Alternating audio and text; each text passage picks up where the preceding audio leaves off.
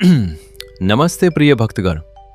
क्या आपको लगता है कि ईश्वर से अपना सच्चा प्रेम साबित करने के लिए किसी बाहरी दिखावे, कीमती वस्त्रों, मालाओं या किसी भौतिक वस्तु की आवश्यकता होती है?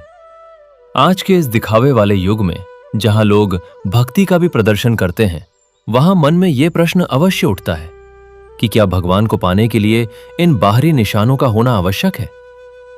प्रिय दर्शक बंधु, जब दुनिया हमारी भक्ति पर संदेह करे और हमसे हमारे प्रेम का प्रमाण मांगे, तब एक सच्चे भक्त की क्या पहचान होती है, ये हमें हमारे सबसे प्रिय और आराध्य देव साक्षात परम भक्त हनुमान जी सिखाते हैं। आज का ये पावन अवसर कोई साधारण दिन नहीं है। आज हम उस त्रेता युग के सबसे भावुक और अलौकिक प्रसंग की ओर चलेंगे, जिसने स्वर्ग में बैठे देवताओं की आंखों में भी आंसू ला दिए थे। लंका विजय के पश्चात अयोध्या के विशाल राज दरबार में प्रभु श्री राम और माता सीता सभी को अमूल्य भेंट दे रहे थे। जब माता सीता ने अपने गले का सबसे बहुमूल्य मोतियों का हार अपने प्रिय पुत्र हनुमान को दिया, तो सभा में बैठे सभी लोग अवाक रह गए। हनुमान जी ने उस अनमोल हार को गले में पहनने के बजाय एक एक मोती को दांतों से तोड़ना और कान के पास लगाकर उसे फेंकना शुरू कर दिया। ये दृश्य देखकर राजसभा में बैठे विभीषण और अन्य लोगों से रहा नहीं गया। उन्होंने आश्चर्य और थोड़े व्यंग के साथ हनुमान जी से पूछा, हे पवन पुत्र, आप माता सीता द्वारा दिए गए इस अमूल्य हार को क्यों नष्ट कर रहे हैं? आप इसे धारण क्यों नहीं करते? क्या आपके पास प्रभु राम की कोई निशानी नहीं है? तब हनुमान जी ने एक ऐसा उत्तर दिया जो युगों युगों तक अमर हो गया। उन्होंने कहा, जिस वस्तु में मेरे राम का नाम नहीं, जिसमें मेरे राम के दर्शन नहीं, वो अनमोल मोती भी मेरे लिए केवल पत्थर और मिट्टी के समान है। जब सभा ने उनसे पूछा कि तो क्या तुम्हारे इस शरीर और हृदय में राम बसते हैं? तब बिना एक क्षण का विचार किए बजरंगबली ने अपने ही तीखे नाखूनों से अपना विशाल वक्षस्थल चीर दिया और वहां उपस्थित राजा, मंत्री और देवता सब नतमस्तक हो गए, क्योंकि पवन पुत्र के उस धड़कते हुए रक्त से रंगे हृदय के भीतर साक्षात प्रभु श्री राम और माता सीता मुस्कुरा रहे थे। अतुलित बलधामम हेम शैलाबदेहम दनुजवन कृशानुम ज्ञानिनाम अग्रगण्यम सकल गुण निधानम वानराणामधीशम रघुपति प्रिय भक्तम वात जातम नमामि। जो अतुलित बल के धाम है, जिनका शरीर सोने के पर्वत के समान कांतिमान है, जो ज्ञानियों में अग्रगण्य है और जो रघुपति श्री राम के सबसे प्रिय भक्त हैं, उन पवन पुत्र को मैं प्रणाम करता हूं। आज की ये कथा केवल सुनने मात्र की कोई कहानी नहीं है। ये हमारे भीतर के दिखावे को नष्ट करने और हमारे हृदय में श्री राम की ऐसी ही अनन्य और निस्वार्थ भक्ति जगाने की एक अलौकिक महासाधना है। भक्तगण, बजरंगबली की इस अनन्य भक्ति और प्रेम की कथा केवल कानों से नहीं, बल्कि सीधे आत्मा से सुनी जाती है। शास्त्रों का यह स्पष्ट मत है कि प्रभु श्री राम और हनुमान जी के इस परम पवित्र संवाद को यदि जल्दबाजी में या बीच में अधूरा छोड़ दिया जाए, तो मनुष्य उस असीम प्रेम और शांति की अनुभूति से हमेशा के लिए वंचित रह जाता है। इसलिए आज ये अटल संकल्प ले कि दुनिया के सारे दिखावे और उलझनों को कुछ देर के लिए भूलकर इस भावपूर्ण कथा को बिना किसी रुकावट के अंत तक पूरे ध्यान से सुनेंगे। हो सकता है बजरंगबली के हृदय का ये अलौकिक दर्शन आपके मन के सारे दुखों और भटकाव को आज ही समाप्त कर दे। जो व्यक्ति हनुमान जी की इस भक्ति को अपने हृदय में बसाता है, दुनिया का कोई भी संकट उसका बाल भी बांका नहीं कर सकता। और यदि आप भी श्री राम और बजरंगबली के सच्चे भक्त हैं, तो निस्वार्थ भक्ति के इस प्रकाश को जन जन तक फैलाना आपका परम कर्तव्य है। इसलिए इस प्रस्तुति को पूरे भाव से पसंद करें, अपने परिजनों और मित्रों के साथ साझा करें और सनातन धर्म की इस अविरल गंगा से निरंतर जुड़े रहने के लिए आपके अपने मंच भक्ति स्टेशन की अभी सदस्यता लें। तो आइए अपने मन मंदिर को शुद्ध करें, अपने हृदय में सीना चीर कर राम सीता का दर्शन कराते हुए परम वीर हनुमान का ध्यान धरें और पूरे भाव से जय श्री राम और जय बजरंगबली का जय घोष करते हुए इस परम पावन कथा की दिव्य यात्रा का शुभारंभ करते हैं। मेरे हृदय के हर भाव से निकले हुए प्रेम के उद्गारों से परिपूर्ण सियावर रामचंद्र की जय से गुंजायमान इस अद्भुत कथा का श्रवण कीजिए। सुनिए, उस दिन की बात है जब लंका का सिंहासन ध्वस्त हो। उस दरबार का दृश्य अद्भुत था। प्रभु श्री राम उन सब महान योद्धाओं जिन्होंने इस राक्षस रूपी अधर्म के विरुद्ध संग्राम में अपना सर्वस्व न्यौछावर कर दिया था, का सम्मान कर रहे थे। कोई भी उपहार उनके योगदान के आगे बहुत छोटा था। फिर भी भगवान उन सबको अपने हाथों से अमूल्य रत्न, मुकुट, कंठहार और बहुमूल्य वस्त्र भेंट कर रहे थे। विभीषण जी को लंका का राज्य सौंपा जा रहा था। वह सिंहासन जो कभी उनके दुराचारी भाई के अहंकार से दहकता था, अब धर्म और सद्बुद्धि के प्रकाश से प्रकाशित हो रहा था। विभीषण जी के मुख पर अद्भुत शांति थी, किंतु उनके नेत्र उस राजसी ठाठ बाट और उन अमूल्य मणियों के आकर्षण से अछूते नहीं थे। उनके मन में भी एक राजा होने के नाते उन सांसारिक वैभव का एक अंश अभिमान समा रहा था, भले ही वह बहुत गहरे था। सुग्रीव जी वानरराज, उन्हें उनका मित्रता का फल मिल रहा था। किष्किंधा का राज्य तो उन्हें पहले ही मिल चुका था, किंतु प्रभु ने उन्हें और भी अमूल्य रत्नों से विभूषित किया। अंगद जी, जिनके पद चिन्हों से लंका के प्राकार कांप उठे थे, उन्हें भी बहुमूल्य आभूषण भेंट किए जा रहे थे। हर कोई, हर योद्धा, हर देवता उस भव्य दरबार के उस सम्मान समारोह में अत्यंत प्रसन्न था। एक एक करके सभी वीरों को उनके पराक्रम का मूल्य मिल रहा था। वह दृश्य मानो यह बता रहा था कि संसार में परिश्रम का फल, वैभव और संपत्ति ही सबसे बड़ी उपलब्धि है। उन रत्नों की चमक, उन मुकुटों की कांति, उन हीरो माणिक्यों का जाल पूरे दरबार को एक अलौकिक सुंदरता से भर रहा था। और ठीक उसी समय जब पूरा दरबार उन सांसारिक उपहारों की चमक दमक में डूबा हुआ था, माता सीता, जो अपने पति के वाम भाग में अत्यंत मधुर मुस्कान के साथ विराजमान थीं, उनके हृदय में अपने उस भक्त के प्रति एक अपार वात्सल्य उमड़ा। जिस भक्त ने उनकी खोज में समुद्र लांघा, जिसने लंका जलाई, जिसने संजीवनी बूटी लाकर लक्ष्मण जी के प्राण बचाए, जिसने संकटों का तो मानो वरदान ही बनकर जन्म लिया था, वह भक्त थे महावीर हनुमान। माता सीता ने अपने हाथ से अपने गले की वह अद्भुत माला उतारी। यह कोई साधारण माला नहीं थी। यह उस मोहक संसार की सबसे दुर्लभ, सबसे उत्तम और सबसे कीमती मोतियों की माला थी। प्रत्येक मोती मानो किसी चंद्र की कला से बना हो। उसमें ऐसी चमक थी, ऐसी निर्मलता थी, ऐसी सुंदरता थी कि उसे देखते ही दरबार में एक बार फिर से सन्नाटा छा गया। देवताओं की दृष्टि भी उस माला पर टिक गई। ऋषि मुनि भी उसकी अद्भुत चमक पर मोहित से हो गए। माता सीता ने अपने करकमलों से उस माला को उठाया। उनकी आंखों में अब वात्सल्य का वह सागर था जो सिर्फ मां ही अपने पुत्र के लिए रखती है। उनकी आवाज में वह मिठास थी जो सिर्फ सीता जैसी पतिव्रता और करुणामयी माता के स्वर में हो सकती है। उन्होंने कहा, पुत्र हनुमान, इस संग्राम में तूने वह किया जो देवता भी नहीं कर सकते थे। मेरी खोज में तूने समुद्र लांघकर मुझे यह संदेश दिया, मेरे प्राणों को आशा की एक किरण दी। तूने लंका को भस्म करके अधर्म की नींव हिला दी। तूने संजीवनी बूटी लाकर मेरे देवर लक्ष्मण को नवजीवन दिया। तू वह भक्त है जिसकी भक्ति का कोई जोड़ नहीं। मैं, तेरी माता, इस अत्यंत दुर्लभ माला को तुझे भेंट करती हूं। यह मेरी ओर से तुझे एक निशानी है, एक उपहार है, जो इस बात का प्रतीक है कि तू मुझे और मेरे राम को कितना प्रिय है।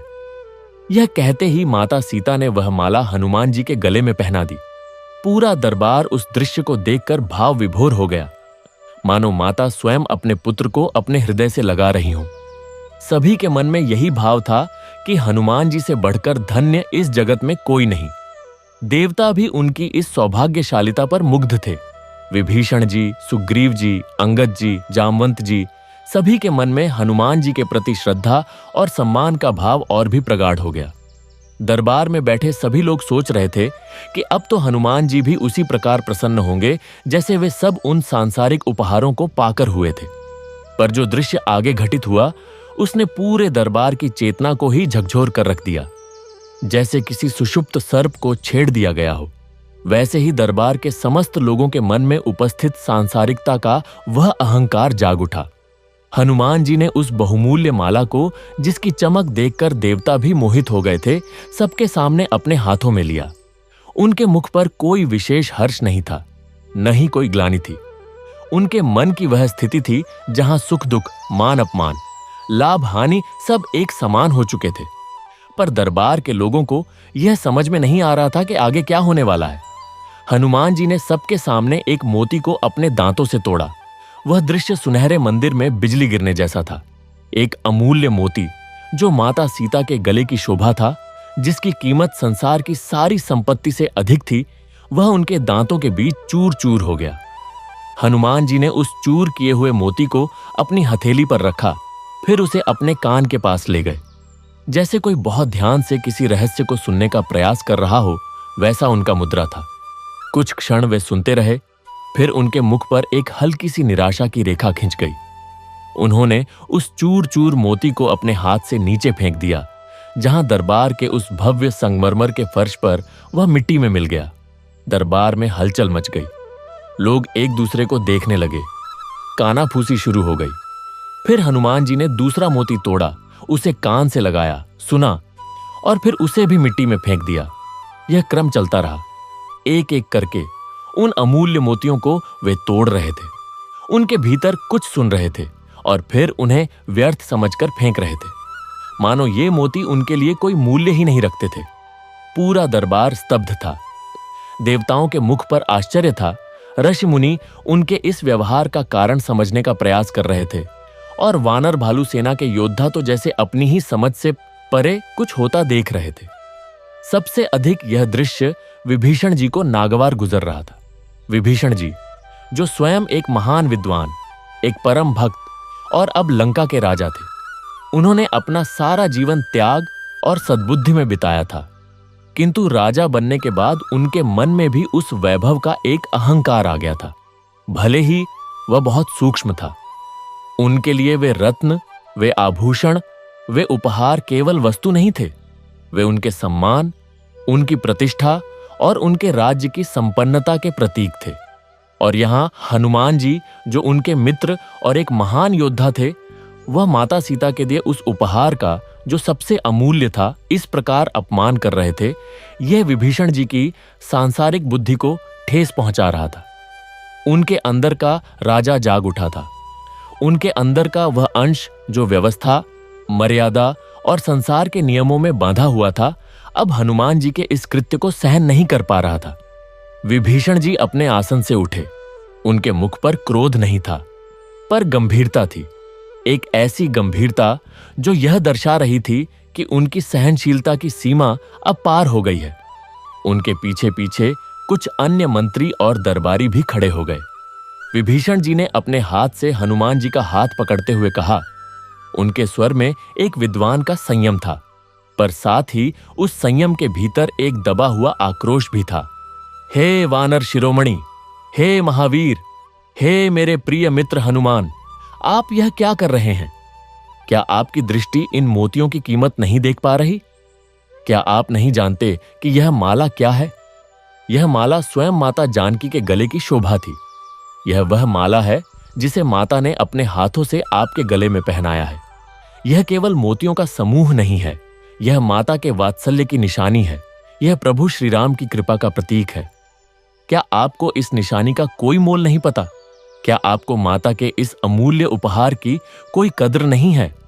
आप इसे इस प्रकार तोड़ तोड़ कर मिट्टी में क्यों मिला रहे हैं? यह कैसा आचरण है? यह कैसी अकृतज्ञता है? विभीषण जी की बातों का दरबार पर गहरा प्रभाव पड़ा। सभी के मन में यही प्रश्न उठने लगा कि आखिर हनुमान जी को क्या हो गया है। वे जो स्वयं भक्ति के सागर हैं, वे माता के उपहार का इस प्रकार अनादर कैसे कर सकते हैं? दरबार में एक बार फिर सन्नाटा छा गया, पर इस बार सन्नाटे में एक तनाव था, एक निंदा का भाव था, एक उपहास की आशंका थी। कुछ दरबारियों के मुख पर हल्की मुस्कान भी थी, मानो वे सोच रहे हों कि यह वानर अपनी वानर प्रवृत्ति के कारण ही इस बहुमूल्य वस्तु का मूल्य नहीं समझ पा रहा है। विभीषण जी की बातें समाप्त हुईं और पूरे दरबार की दृष्टि हनुमान जी पर थी। सभी जानना चाहते थे कि वे इसका क्या उत्तर देंगे। हनुमान जी ने धीरे धीरे अपनी दृष्टि उठाई। उनकी आंखों में वह शांति थी जो किसी भी प्रकार के सांसारिक द्वंद्व से परे है। उनके मुख पर वह सरलता थी जो केवल वही व्यक्ति धारण कर सकता है जिसने अपने जीवन का एक एक क्षण अपने आराध्य के चरणों में अर्पित कर दिया हो। उनका पूरा व्यक्तित्व वैराग्य की वह मूर्ति था जिसे देखकर संसार की सारी संपदा तुच्छ लगने लगती है। हनुमान जी ने अत्यंत भोलेपन से, जैसे कोई बालक अपनी मां से सच्चाई कह रहा हो, विभीषण जी को उत्तर दिया। उनका स्वर कर्कश नहीं था, न ही उसमें कोई प्रतिवाद का भाव था। वह तो केवल अपने हृदय की वह पीड़ा थी जो उनके शब्दों के माध्यम से बाहर आ रही थी। उन्होंने कहा, हे विभीषण, हे मेरे मित्र, हे लंकापति, मैं तुमसे कुछ छिपाकर नहीं कह रहा हूं। मैं इन मोतियों के भीतर अपने राम का नाम ढूंढ रहा था। जिस वस्तु में मेरे राम का नाम नहीं, उस वस्तु में मेरी माता सीता का नाम नहीं। वह वस्तु चाहे तीनों लोकों की सबसे बड़ी संपत्ति ही क्यों न हो, चाहे देवता ही क्यों न उसकी पूजा करते हो, मेरे लिए वह केवल मिट्टी है, केवल पत्थर है। हनुमान जी का यह उत्तर सुनकर विभीषण जी और दरबारियों के मन में जो भावना जागी, वह पहले आश्चर्य की थी। फिर उस आश्चर्य ने एक अजीब सी हल्की हंसी का रूप ले लिया। विभीषण जी ने अपने मन में सोचा, यह कैसी बात कर रहे हैं हनुमान? मोतियों के भीतर राम का नाम? क्या राम का नाम मोतियों के भीतर होता है? यह तो मात्र एक भ्रम है। यह तो उनकी भक्ति की अति है जो उन्हें यह भी नहीं समझने दे रही कि वास्तविकता क्या है।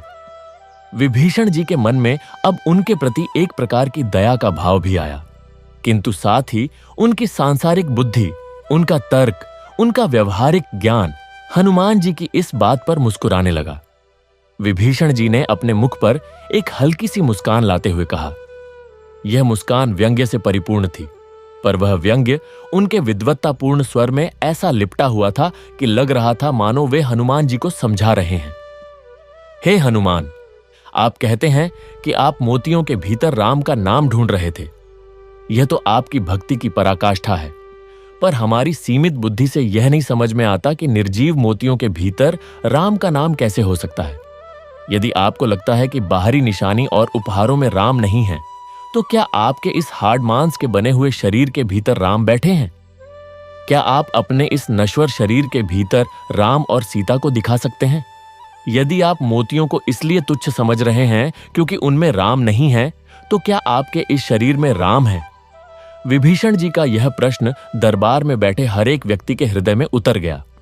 यह प्रश्न केवल हनुमान जी के लिए नहीं था, यह प्रश्न उस समस्त संसार के लिए था जो बाहरी आडंबरों, बाहरी निशानियों, मालाओं, तिलकों, वस्त्रों और आसनों को ही भक्ति का प्रमाण समझ बैठता है।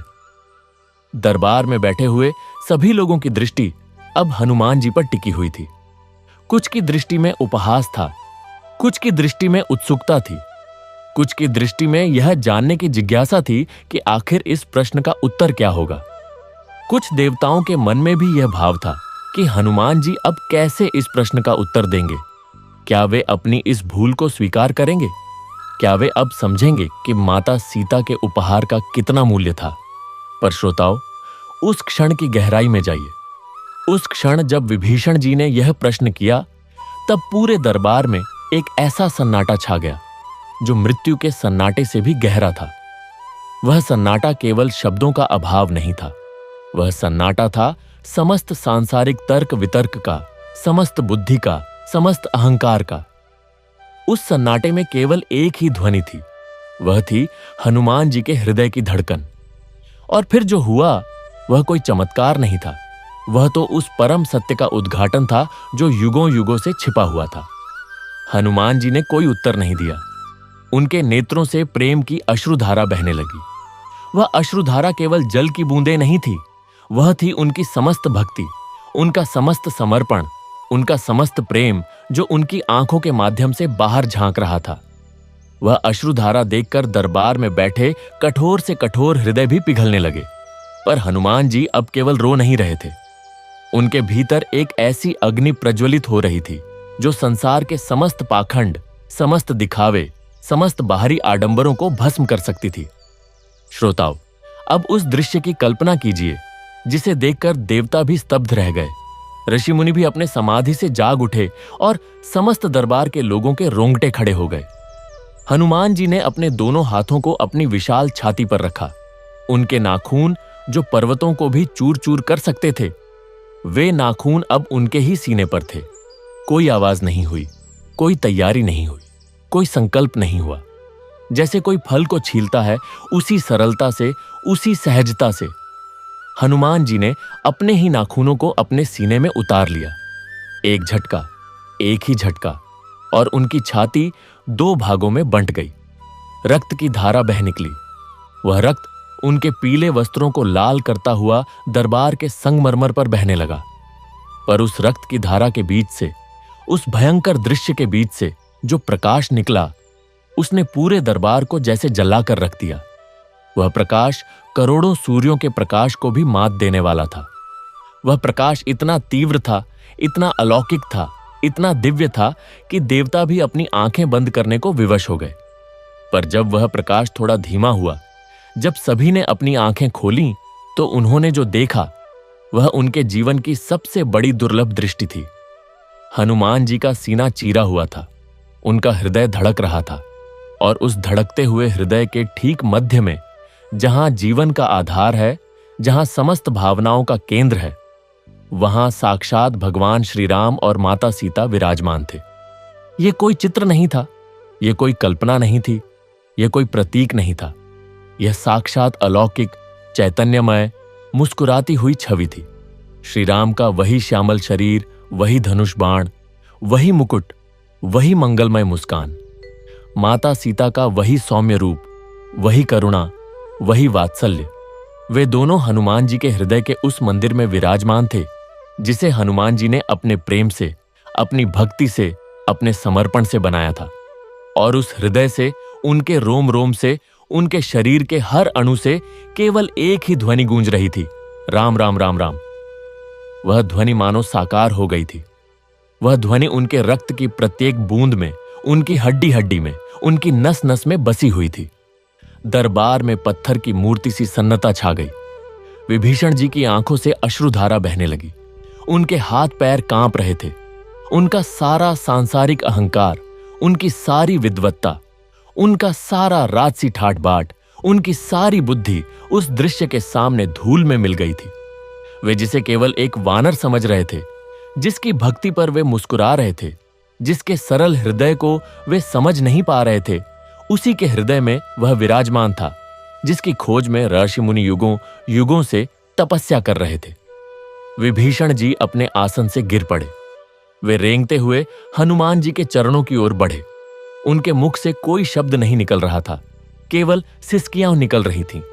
उन्होंने हनुमान जी के चरणों में अपना सिर रख दिया।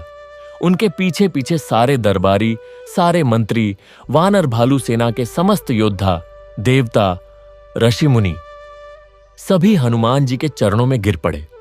वे रो रहे थे, वे कांप रहे थे। वे अपने उस अहंकार के लिए, अपनी उस सांसारिक बुद्धि के लिए, अपने उस दिखावे के लिए क्षमा मांग रहे थे जिसके कारण उन्होंने हनुमान जी की भक्ति की गहराई को नहीं समझा था। विभीषण जी ने अपने हाथ जोड़कर कहा। उनकी आवाज रूंधी हुई थी, हे महावीर, हे भक्त शिरोमणि, हम कितने अज्ञानी थे। हमने सोचा था कि भक्ति मालाओं में है, भक्ति रत्नों में है, भक्ति बाहरी दिखावे में है। हमने सोचा था कि जो मोती गले में पहना है वही भक्ति का प्रमाण है। हमने आपकी सरलता को मूर्खता समझा, आपके प्रेम को पागलपन समझा। हमने आपके हृदय की पुकार को नहीं सुना। हमने आपके राम को मोतियों में ढूंढा, जबकि आपने उन्हें अपने हृदय में बसा लिया था। हम क्षमा चाहते हैं। हम आपके चरणों में अपना सारा अहंकार, अपनी सारी बुद्धि, अपना सारा संसार समर्पित करते हैं। हमें यह दर्शन देकर आप धन्य हो गए। हनुमान जी उन सबको देख रहे थे। उनके मुख पर कोई क्रोध नहीं था, कोई ग्लानि नहीं थी। वह तो केवल प्रेम की मूर्ति थे। उनके सीने से रक्त बह रहा था, पर उनके मुख पर वही शांति थी, वही मुस्कान थी। उन्होंने विभीषण जी को अपने हाथों से उठाया और कहा, हे मित्र, तुम क्यों रोते हो? तुमने तो केवल वही प्रश्न पूछा था जो इस संसार का हर प्राणी पूछता है। तुमने मुझे केवल अपने हृदय को खोलने का अवसर दिया। अब जाओ, अपने राज्य को संभालो, पर याद रखो कि सच्चा राज्य वह नहीं जो सिंहासन पर बैठकर मिलता है। सच्चा राज्य वह है जो हृदय में राम को बसाकर मिलता है। श्रोताओ, यह कथा केवल एक घटना नहीं है। यह कथा उस परम सत्य की द्योतक है जिसे समझे बिना मनुष्य जीवन भर भटकता रहता है। हनुमान जी ने उस दिन समस्त संसार को यह सिखा दिया कि सच्ची भक्ति किसी बाहरी निशानी की मोहताज नहीं होती। भक्ति न तो माला में है, न तिलक में है, न वस्त्रों में है, न आसनों में है, न मंदिरों में है, न रत्नों में है। भक्ति तो हृदय की वह गहराई है जहां प्रभु स्वयं निवास करते हैं। जो व्यक्ति ईश्वर को पत्थरों में ढूंढता है, मूर्तियों में ढूंढता है, मोतियों में ढूंढता है, वह जीवन भर भटकता रहता है। उसे कभी वह परम शांति नहीं मिलती, क्योंकि वह बाहर ढूंढ रहा है जो भीतर बसा है।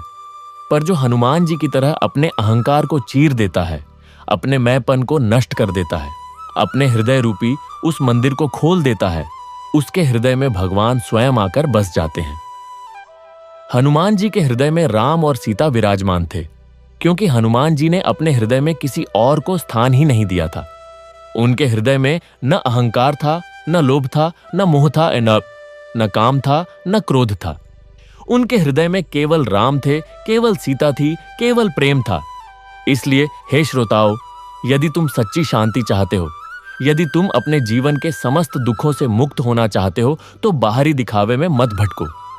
माला पहनने से, तिलक लगाने से, मंदिर जाने से, व्रत उपवास करने से कोई भक्त नहीं बन जाता।